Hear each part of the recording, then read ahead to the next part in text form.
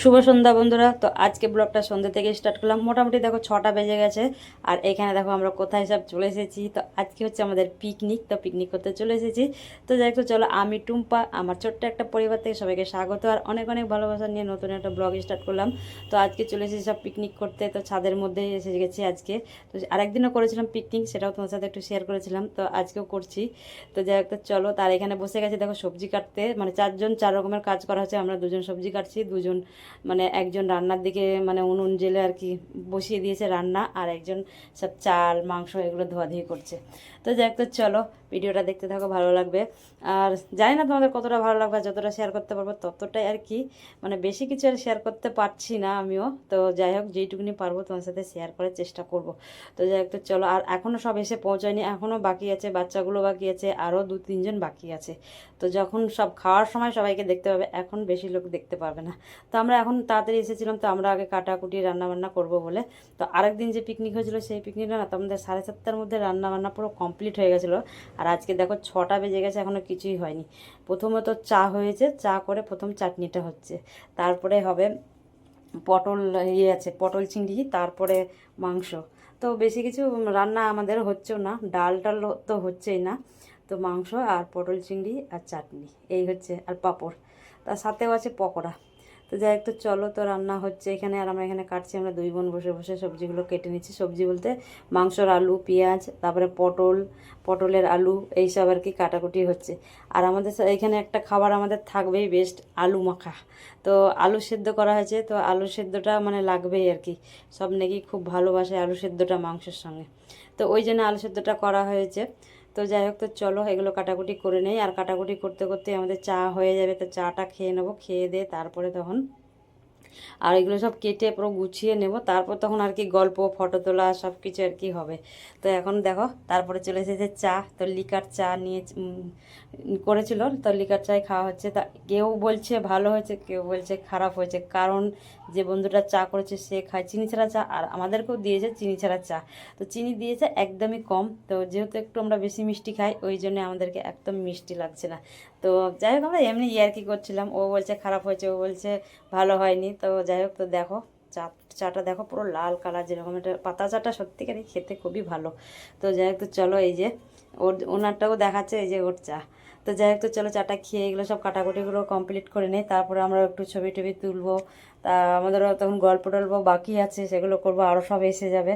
তো রান্নাটা আজকে অনেকটাই দেরি হয়ে গেলো। আর আজকে না বিকেলে একটু ঝড় হয়েছিল, তার জন্য দিনটা একদম ঠান্ডা ঠান্ডা, একদম খুব সুন্দর একটা হাওয়া দিচ্ছে। আর এখানে ছাদের মধ্যে ভেবেছিলাম বৃষ্টি হবে, ভয় ভয় করছিলাম, কিন্তু সে ভয়টা কেটে গেছে, বৃষ্টিটা আর হয়নি।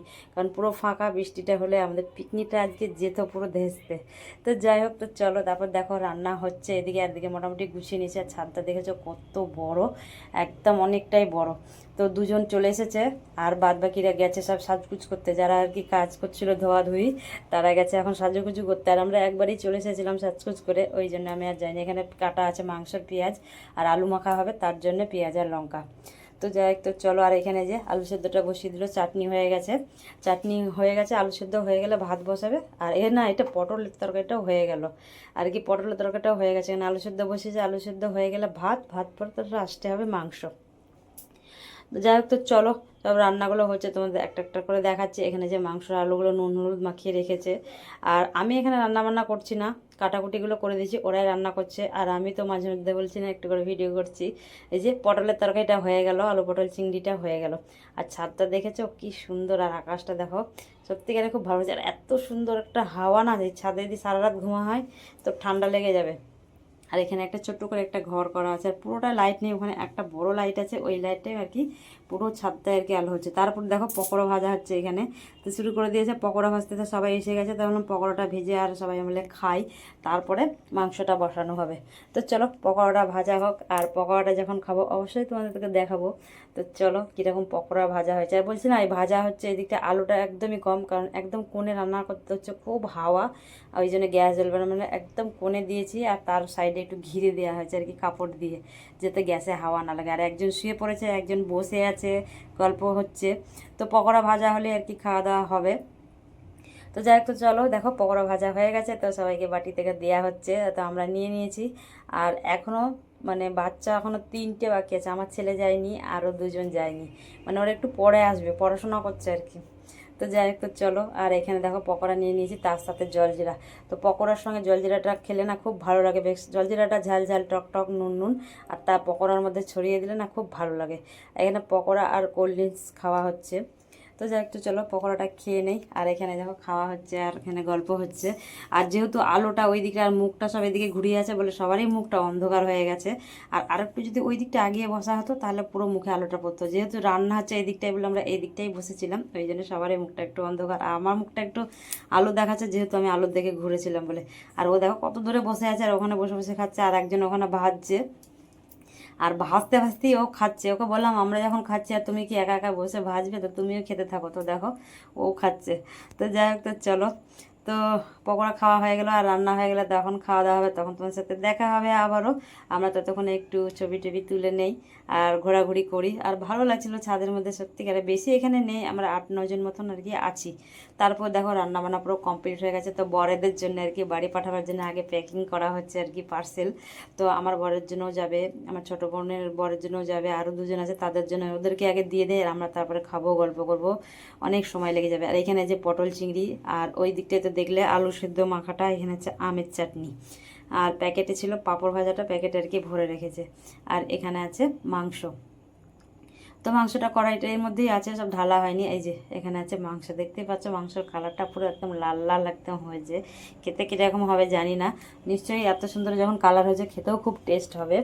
তো খেতে টেস্টও হয়েছিল, মাংসটা খুব ভালোই হয়েছিল আর কি খেতে। তো এই যে আমার ছোটো বোন সব কৌটোতে ভরে দিচ্ছে, আর এখানে আমাদের রান্নাগুলো রাখা হয়েছে। আর তারপরে দেখো খাওয়া শুরু হয়ে গেছে।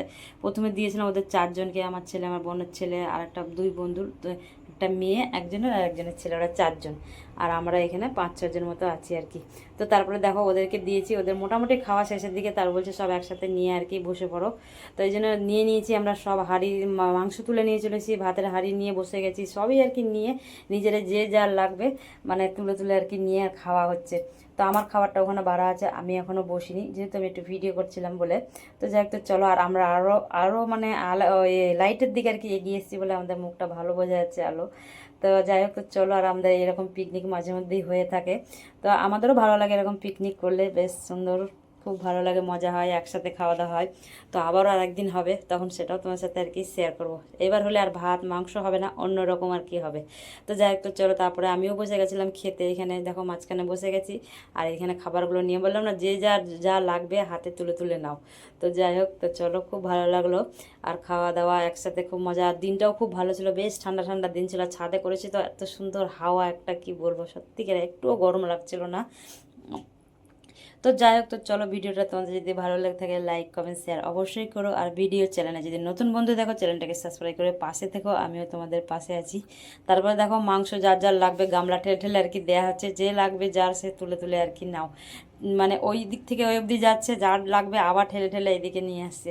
তো এইভাবে আর কি খাওয়া দাওয়া হচ্ছিলো, আর এইভাবে একসাথে বেশ খাওয়া দাওয়া মজাও হচ্ছিলো, খুব ভালোও লাগছিলো। আর এরা দেখো 2জন কখন খেতে বসেছে, তো 2জনের গল্প আর শেষও হচ্ছে না, আর খাওয়া দাওয়া কমপ্লিট হচ্ছে না।